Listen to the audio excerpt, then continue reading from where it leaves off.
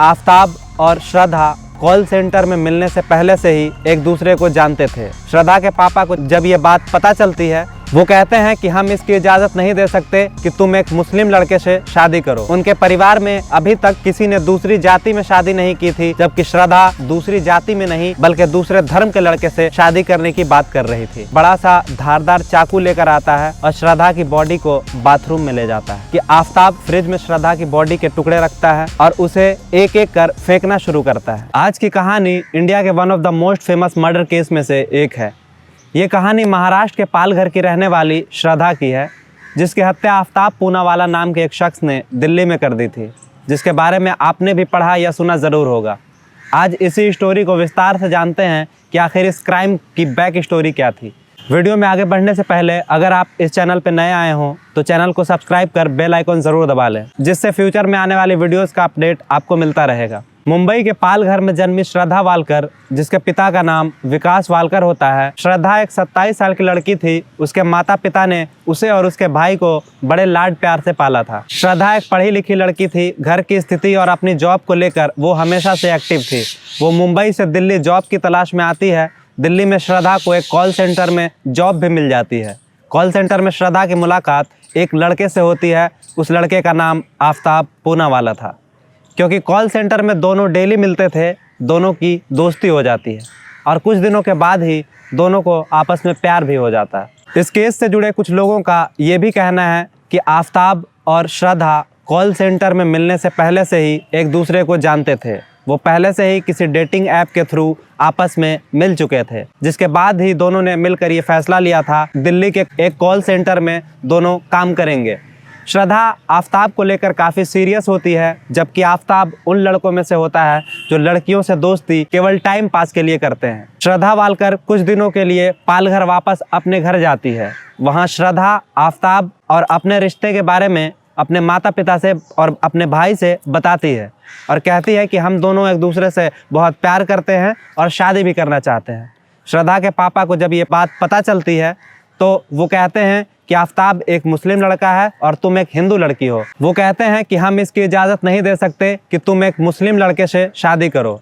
उनके परिवार में अभी तक किसी ने दूसरी जाति में शादी नहीं की थी, जबकि श्रद्धा दूसरी जाति में नहीं बल्कि दूसरे धर्म के लड़के से शादी करने की बात कर रही थी। श्रद्धा की मम्मी भी इस रिश्ते को ख़त्म करने के लिए श्रद्धा पर प्रेशर बनाती है, मगर श्रद्धा माँ को कहती है कि अब यह मुमकिन नहीं मम्मी, हम एक दूसरे के बिना नहीं रह सकते। कुल मिलाकर श्रद्धा अपने माता पिता की बात को पूरी तरह इग्नोर कर देती है और वापस दिल्ली चली आती है। वो आफताब से मिलना बंद नहीं करती, बल्कि आफताब के साथ मिलकर एक फ्लैट किराए पर लेती है और दोनों लिव इन में रहने लगते हैं। इधर आफताब भी घर वालों से बात करता है। आफताब के माता पिता भी श्रद्धा के मम्मी पापा की तरह ही आफताब को इस रिश्ते को ख़त्म करने की सलाह देते हैं। वो कहते हैं कि इस शादी से तुम्हारी और श्रद्धा दोनों की ज़िंदगी ख़राब हो जाएगी। समाज में दोनों की बुराइयां होंगी, पर दोनों में से कोई भी घर वालों की बात मानने के लिए तैयार नहीं था। अब आफताब श्रद्धा दोनों एक ही फ्लैट में रह रहे थे। दोनों के माता पिता इस रिश्ते से बिल्कुल खुश नहीं थे। कुछ समय बीतता है और फिर श्रद्धा आफताब से शादी करने को कहती है। आफताब इस बात को टालता है। साथ ही आफताब के व्यवहार में भी धीरे धीरे चेंजेस आने लगते हैं। श्रद्धा को आफताब पर शक होने लगता है कि कहीं ये किसी और लड़की के साथ रिलेशनशिप में तो नहीं। यही कारण है कि वो शादी के लिए जिद करने लगती है, पर आफताब फिर वही बात कहता है कि मैं बाद में करूँगा, फिलहाल शादी नहीं कर सकता। इस टाइप के बहाने बनाता है। शादी के बात को लेकर दोनों में अक्सर झगड़े होने लगते हैं। इस झगड़े में आफताब श्रद्धा को मारता पीटता भी है, मगर फिर भी श्रद्धा उसके साथ खुश थी, क्योंकि वो लड़ाई झगड़ा पहले करता था और फिर बाद में माफ़ी भी मांगता था। श्रद्धा के घर से एक खबर आती है कि उसकी माँ की डेथ हो गई है। श्रद्धा वापस अपने घर जाती है। वहाँ श्रद्धा अपने पापा से आफताब के साथ हुई मारपीट का जिक्र करती है, जिसके बाद उसके पापा उसे फिर समझाते हैं कि उस लड़के से दूर रहो, मगर श्रद्धा पर आफताब का भूत सवार था। वो कहती है कि आफताब गुस्से वाला ज़रूर है, मगर पापा वो दिल का बहुत अच्छा है। उसने झगड़े के बाद मुझसे माफ़ी भी मांग ली थी, जिसके बाद उसके पापा गुस्से में उससे कहते हैं कि अगर तुम वापस उस लड़के से मिलने गई तो तुम अपनी शक्ल मुझे मत दिखाना। ये तमाम बातें कहने के बाद भी श्रद्धा पर इसका कोई प्रभाव नहीं पड़ता। वो वापस दिल्ली चली जाती है। वापस आने के बाद से श्रद्धा और उसके घर वालों की बातचीत बंद हो जाती है। श्रद्धा की बातचीत उसके कुछ दोस्तों से ही होती है, घर वालों को भी श्रद्धा की खबर उसके दोस्तों के जरिए ही मिलते रहती है। एक दिन फिर से श्रद्धा और आफताब में शादी और अफेयर को लेके बात छिड़ती है। इस बार झगड़ा रुकने के बजाय और बढ़ता चला गया और झगड़ते झगड़ते ही आफताब ने श्रद्धा का गला जोर से दबाया। श्रद्धा हाथ पैर मारती रही पर आफताब ने तब तक उसका गला दबाए रखा जब तक उसकी मौत ना हो गई। अब उस फ्लैट में आफताब श्रद्धा की डेड बॉडी के साथ अकेला था। वो अपना फ्लैट लॉक करता है और मार्केट से एक डबल डोर फ्रिज लेकर आता है। आफताब ने पुलिस से पूछताछ में बताया था कि उसने कई सारी क्राइम वेब सीरीज देख रखी थी जहां से उसको बॉडी को टुकड़े करने का आइडिया मिला, उसको ठिकाने लगाने का आइडिया मिला। आगे की स्टोरी बेहद डरावनी है। वो एक बड़ा सा धारदार चाकू लेकर आता है और श्रद्धा की बॉडी को बाथरूम में ले जाता है। बाथरूम का शॉवर ऑन करके वो श्रद्धा के बॉडी पार्ट्स को काटने लगता है। लगभग 52 पार्ट्स में बॉडी को काट कर उन तमाम पीसेस को वो फ्रिज में रखता है। कुछ दिनों तक वो श्रद्धा के फोन से उसके दोस्तों को रिप्लाई करता है। कुछ दिनों बाद फोन को स्विच ऑफ करके कहीं फेंक देता है। मैं यहाँ पर एक बात ऐड करना चाहूँगा कि बहुत से लोगों का इस केस को देखने का नज़रिया अलग अलग था। इस केस को लोगों ने धर्म के एंगल से भी देखा था, पर मेरा ये मानना है ये बेहद बेतुकी सी बात है। अगर ऐसा होता तो जॉली जोसेफ ने अपने पति को क्यों मारा था? संतोष साहनी ने अपने लिव इन पार्टनर लक्ष्मी को इतनी बेरहमी से क्यों मारा? क्यों उसने उसे कुकर में पकाया और कुत्तों को खिलाया? निठारी हत्याकांड को ही देख लें तो क्या सुरेंद्र कोहली के आदमखोर होने से उसकी पूरी कम्युनिटी को हम आदमखोर कहने लग जाएंगे? नहीं, ऐसा नहीं हो सकता। मेरा ये मानना है कि किसी के क्रिमिनल माइंडसेट का होना उसे किसी धर्म से नहीं जोड़ता।